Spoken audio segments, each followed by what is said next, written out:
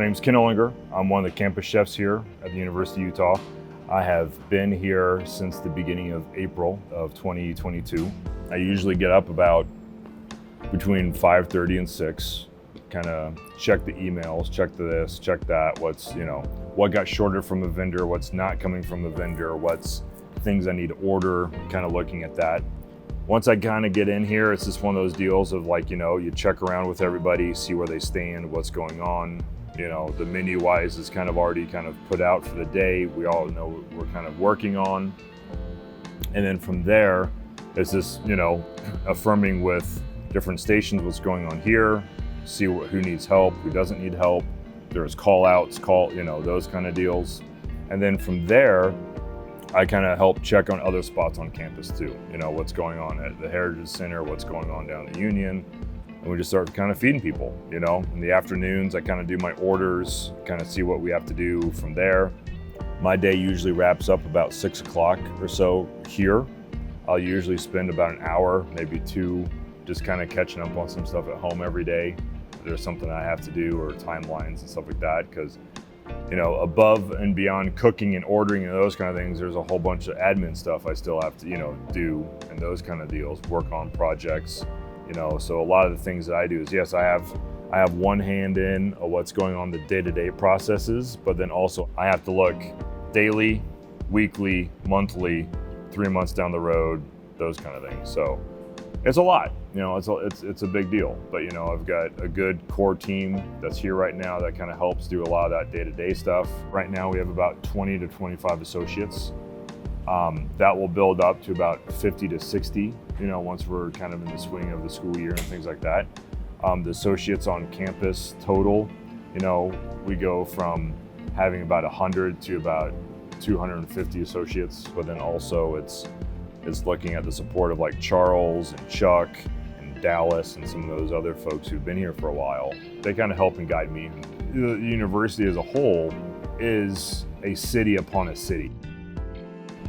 Look at like G8. Typically we're saying we're on a feed about 300 students will come by that line within a meal period. Okay, you're looking at anywhere between 250 pounds of protein that we'll just cook specifically for that one meal period off that one station, not including starches, not including vegetables, not including anything like that. So off that one station, you're looking at probably the consumption of anywhere between 300 to 350 pounds of food that need to be produced just for that one station, okay? So then if you look at that, is like, we look at the game, how many burgers do we go through in one meal period? Probably close to 250, burgers that we just cook right there. 250 times 5 ounces, divide that by 16, that's your poundage of ground beef. But that's just one station. Now multiply that by the burgers at PHC that they'll cook there, or Lasan or Gardner, or down at the food court, or any of those kind of things. So there's just a massive amount of production of food and things like that we do. I don't want to say like, oh, what's the tonnage, what's this, but 800 to 900 pounds of food a day probably that we go through, I would say on campus, or probably double that as a whole. I'm the youngest of 3, grew up in Omaha, Nebraska. My dad is from a very large Catholic farm family. And so when I was at a really young age, I would help my grandmothers cook and do different things, while my uncles, my brother, and my cousin were all helping doing farm work. And so I was the young guy, out of the bunch of everybody. So I would just kind of help in the kitchen. And so that's kind of where I got my first role, doing that kind of stuff, helping in the kitchen, doing dishes with my grandparents and things like that, my grandmothers.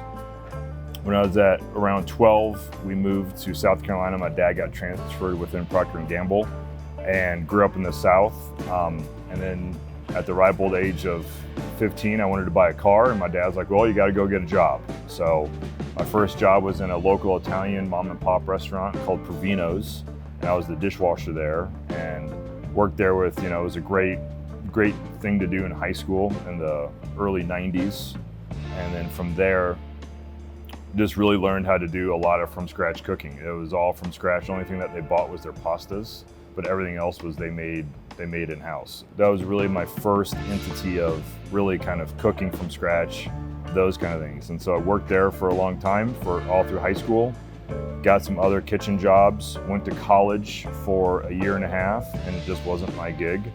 And that's when my dad was just like, well, you know, learn a trade. Don't say no to college. Don't say no to higher education, anything like that. And so I got into culinary school. I went to the Culinary Institute of America, graduated, was a student teacher there for a year under Ron DeSantis, a certified master chef.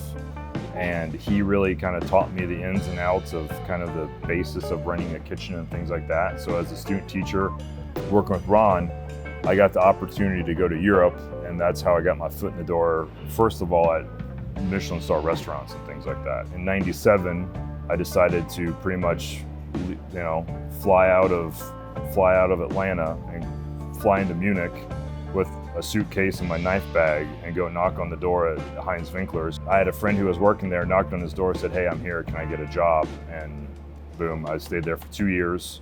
I was a part of the team that went from 2-star to 3-star Michelin. It was the grind, you know, it's the things that you hear about and learn about back watching some of these cooking shows nowadays, of where you work with, you know, you work from 7 in the morning until midnight, you know, or 1 o'clock, and you just do that 7 days a week, and that's just what it is, you know. And so you learn the grind of that, you do those kind of things. I was everything from the butcher, the fishmonger, to the vegetable cook, the fish cook, to expediting, doing all that kind of stuff. So came back to the United States, and then kind of did some different stages around the United States. Worked at Restaurant Danielle, the French Laundry, some other spots all around the United States, and then settled into a spot by the name of Blackberry Farm in East Tennessee. I was there for 4 years. That's where I met my wife. She was a pastry chef, and I was the executive sous chef, and, you know, things happened, and that's that. We moved. I got a job up in upstate New York. Worked in Lake Placid for a few years. Then I started migrating west, my manifest destiny to come out west. And then from there, worked in Colorado for 6 years. Moved to Utah 10 years ago, worked up at Snowbird. I was the executive chef at the Airy for the past 10 years. And now I'm at the University of Utah. You know, I am the ripe old age of 46. I've been in kitchen since the age of 15. It's one of those things that I never thought this would be the entity that I would kind of get into, but now it's kind of great, kind of running full circle of worked in hotels and resorts and restaurants, and worked with crazy people in Germany and London and all that kind of stuff. And now I'm back in a university setting. So it's kind of interesting, kind of where it all kind of started and going from there. So it's been a good run, and I'm excited to be here at the U, and kind of things that I can help put my mark onto and feed students. And really for me, it's about how can I be a mentor? How can I be a influencer? How can I help y'all within the day-to-day process of what you have to do with satisfying your needs of food, hospitality, and if I'm just that person you need to have a cup of coffee with or talk to, I'm here. I'm a resource for you. If you have questions or concerns, please bring them up to me. I'm a tall guy. I have a really deep voice, but I'm a teddy bear at the end of the day. My name's Ken Olinger. I'm one of the campus chefs here at the University of Utah.